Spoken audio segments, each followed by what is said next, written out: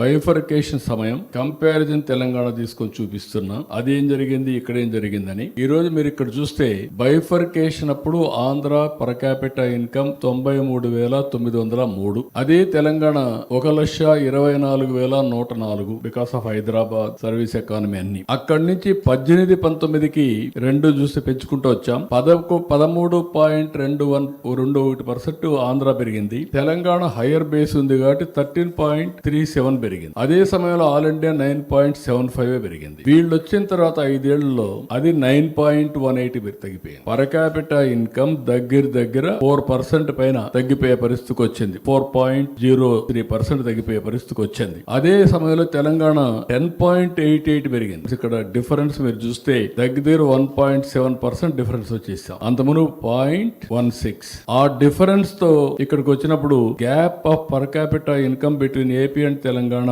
Widen అయింది. 31,000 beginning లో ఉంది. ఇది 55,000 పెరిగింది. బికాస్ ఆఫ్ బేస్ నేనున్నప్పుడు స్లోగా పెంచుకుంటూ తగ్గించుకుంటూ వస్తున్నాం. ఇప్పుడు అది 1,10,000 అయింది. ఇక్కడ మీరు చూసినప్పుడు ఈ యొక్క డిఫరెన్స్ వల్ల పర్ క్యాపిటల్ ఇన్కమ్ 2,86,439 అయి ఉండాల్సింది. అది దగ్గర 2,37,951 రూపాయలు అయింది. అంటే బికాస్ ఆఫ్ 13.9కి షార్ట్ ఫాల్ వచ్చి పర్ క్యాపిటల్ ఇన్కమ్ లో 48,488 అంటే 48,500 రూపాయలు 48,500 రూపాయలు తగ్గిపోయింది. అదే గ్రోత్ వచ్చిన ప్రతి ఒక్కరికి 48,500 రూపాయలు పెరిగేది. ఇక్కడ మళ్ళీ నేను చూపించాను. ఇక్కడ మీరు చూస్తే ఆవరేజ్ గ్రోత్ రేట్ 13.21, 9.18. డిఫరెన్స్ మీరు చూస్తే దగ్గర 4.03, 4% డిఫరెన్స్ వచ్చేసింది. దానివల్ల రాబోయే రోజుల్లో కూడా జిఎస్టిపి కాంట్రిబ్యూషన్ తగ్గి CAGR లో చాలా డిఫరెన్స్ వస్తుంది. అది కూడా చూపిస్తాను.